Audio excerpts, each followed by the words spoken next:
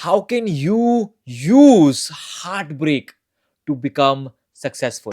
And heartbreak is that one thing that 99% of people go through. And the first time we go through it, we have absolutely no idea about how to deal with it, about how we can, overcome this. And we interpret it as something that we are not meant to feel, which is not true 100% of the time. So today I'm going to be talking about how you can use heartbreak to become more successful, and what are some of the healthy ways to overcome heartbreak as well. And if you don't already know me, my name is Mohit Jagwani. I am an entrepreneur, life coach, and I'm one of India's top speakers. And my goal with this channel is to help you build a better life. So without further ado, let's get started. That being said, I'm also someone that has gone through a lot of heartbreaks and overcome a lot of heartbreaks as well. Initially, the person you see in front of you, I was not nearly as confident as I am today. I did not used to speak half as good as I am speaking today, right now, in front of you, in front of this camera. I was completely below average, and I would like to give heartbreaks a lot of credit to my growth as well. In fact, the thing that helped me become, let's say, more charismatic has to be my first heartbreak. And I remember I was in 8th standard when I fell in love with that girl, and she was really fair. She had long hair. She was a good Jew girl. After that, I decided I did not want to. I will never, okay, let's not go there. But after that, I decided that okay, I became very specific about who I would let into my life and not let into my life. And I used to like her for approximately 2.5 years. And when she broke my heart, right, was the moment I realized what I needed to do next. So she said that she likes a senior, and that senior was a bad boy. And the girl I liked a bad boy. I was a good boy. So I decided, you know what? Okay, maybe I need to turn into a bad boy, which is exactly what I did, by the way. I started dressing like a bad boy. I started acting like a bad boy. And I had this bad boy vibe going around me. And I'll be brutally honest, I was able to attract quite a few ladies, like not ladies, girls. Ladies prefer gentlemen, to be brutally honest. Okay. So but the second heartbreak, that is when I realized that okay, being a bad boy is not enough. You need to be someone that is effortful, that is empathetic. And my third heartbreak made me realize that just being a gentleman is not enough.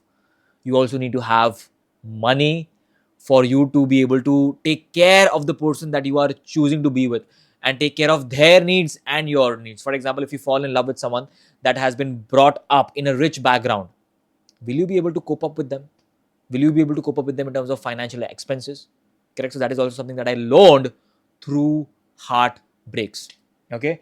Now, that being said, what exactly is a heartbreak?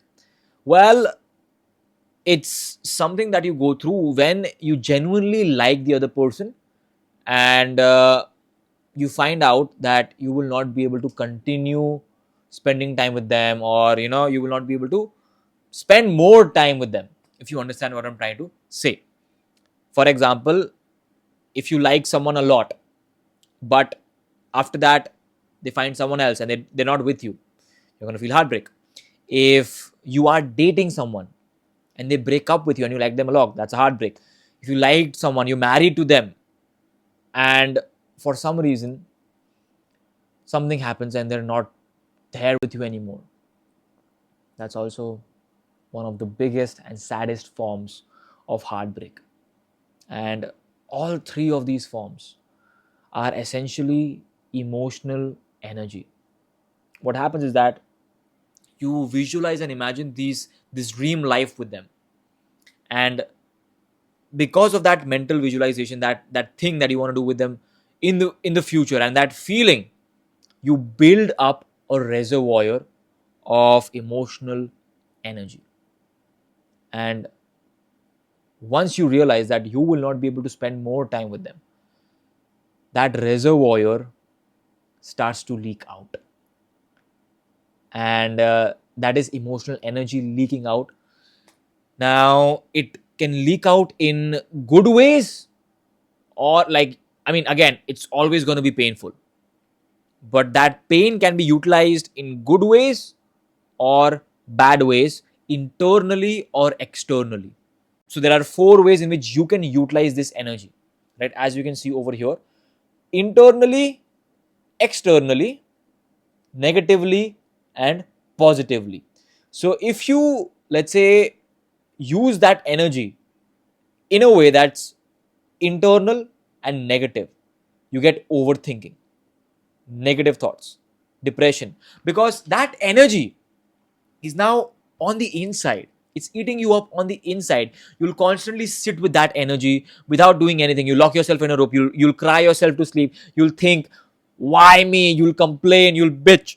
You'll do something or the other, and all of it is going to be on the inside. You'll have negative thoughts, and this leads to things like depression, anxiety, negative thoughts, and it's just a very sad place to be in. I've been there. I've done that, and if you are currently going through that, I know how you feel, man. And the another way is externally and negatively. Now this takes negative forms such as, let's say, you smoking, drinking, even causing self harm to yourself, right? And aggression, breaking things around you. These are all negative forms of releasing your emotional energy externally. And this is also what we call, both of these things is what we call a downward spiral. When you choose to exude your emotional energy in this manner, you go down a rabbit hole, and it's a very, very bad place to be in, and you need to snap out of it. So that's the negative way of exuding, right? Emanating, or just releasing your negative emotional energy. The third way is positive, right? And external.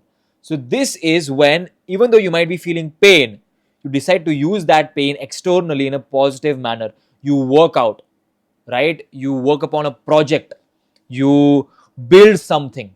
So initially, in the negative way, you were breaking things, you were aggressive towards people. But in the positive format, you don't want anyone else to feel that pain, and you, in a way, let's say, guide them. You tell them that don't do this, and you decide to take it more positively, and you find out how exactly is it that you can use this energy that is within you, and you put it in your work or something like that. The fourth way is positive and internal. Now, in this way, you do a lot of introspection. You, in a way, find your purpose, you gain clarity, and you introspect what exactly is it that you could have done better, and whatever pain it is, you use it to transform yourself on the inside. That being said, sure, TK, this was all logic and all of that. Now, if you are someone that is going through a heartbreak, or has gone through a heartbreak, I I genuinely understand and feel your pain. And here's the thing, right? There are two scenarios in terms of heartbreaks. Number one, they either passed away, or number two, they left you for someone else or just to be with themselves. Now, in the first scenario, if, let's say, they passed away, I am deeply sorry for you. I understand your pain, your grief, and it might be really hard for you to take it positively, because you might question the meaning of life. You might question, what is the purpose? Why did this happen to me? And it's a very bizarre situation to be in. But you can still take it positively. And the way you can do that is by finding out what exactly is it that happened, and you can tackle the cause of their death. For example, let's say if they passed away because of cancer, you can use that to make more people aware about what exactly was the cause of their cancer, and in a way, become a cancer activist and use that pain to tackle whatever cause it is that you want to tackle. Or the second cause you could also tackle is finding other people like you that lost their loved ones because of a certain thing, right? So that is one very positive way to use it, because then it's not just eating you up on the inside, you're using it to lift other people up, to build their life, right? So that is something you can do. Now let's say if it's something like you like them a lot and they left you now, and they're still alive, and they left you now, again this is also very painful. In this scenario, what happens is that two things. Number one, figure out whether or not you were a good match for them. And when I say good match, did you have common values? For example, the previous person that I really was affectionate towards, now we had a lot of common values, right? Both of us were health oriented, both of us were family oriented, both of us, I mean, still are. It's just that I'm not with her. I wasn't with her like romantically, but I really liked her, but she decided to choose someone else. But that's okay. That's okay. You'll get to know about the reason as well. Okay. So all of this was there, right? We had a lot of common values and our strengths complemented each other as well. But ultimately, she chose to be with someone that was very similar to me, but was further along, further ahead in life compared to me. And he was older than me. In a way, he was, he was wealthier than me. And she decided to be with him. And that's fine. That's her life. And most definitely, she is free to make that decision, obviously. Right? In that scenario, what I'm doing and what you can do is work upon yourself. Build yourself up, build your bank account, build social proof, build proof of your work. Be an amazing person that the next time someone like them comes in your life, you are ready to take them in, because you are such a competent individual and you worked on yourself so much that they will feel stupid saying no to you. That is one thing you can do. Okay, now the next thing, let's say for example, you were not a good match, but you really like them. And the way you find that out is understand, because a lot of the times, if you are not a good match, let's say, then it's not love, you're just infatuated, it's just physical attraction. And the way you can find that out is by understanding, do your values align? Do they, let's say, do you compliment them? Are your strengths complementary? For example, if you value something and they value something else, let's say, and values and interests are two different things. They might like going to the gym and you might like doing yoga, but ultimately the core value behind both of these things is health, right? So that should align. Interests, if they are same but your values are conflicting, for example, they like going to the gym and you like going to the gym as well, but they like going to the gym because of vain reasons, not because they care about health, but only because they want to look a certain way. But you genuinely care about health. You don't go to the gym just to build muscles, but you go to the gym in order to live a longer, healthier life. Right? Now, in this scenario, there is a conflict. They might even consume steroids to look a certain way, but in the long term, steroids cause harm and you might not agree with that. So that is a conflict of values, and you might have the same interest though. Correct? So understand, were a lot of your values similar? If they were not, then you were not complementary for each other. Now, after values, understand your strengths. What exactly is it that your strengths, and do your strengths complement them? For example, now if they are someone that is a high energy person, right? And they are very active, very energetic, and they, let's say, they communicate in a way that's very energetic, and sometimes they speak the wrong stuff even though they might have the right intentions. Now in that scenario, you have to be someone that is calm, composed, and listens with a lot of intent and can communicate very well, right? Even if they say something wrong, you understand where they are coming from and you can let go of it, and you can talk to them about it as well.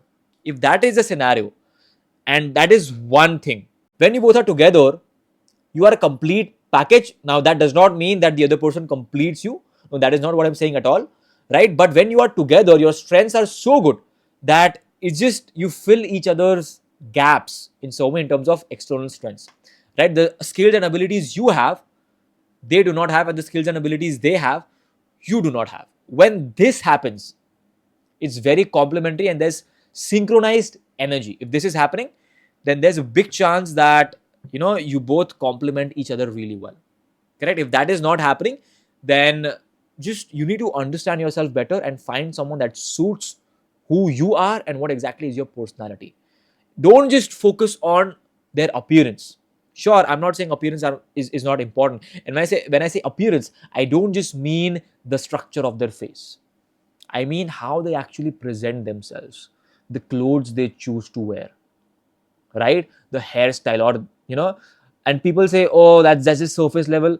I mean, see, most important thing is values. The next important thing is how you present yourself. So, and plus, the way you present yourself does say a lot about who you are internally as well. So that is something that you need to understand. And yeah, that's about it. So if you are going through a heartbreak, just go through and understand how you can utilize your energy better. And the best way is to actually work upon yourself internally and then showcase it externally as much as possible.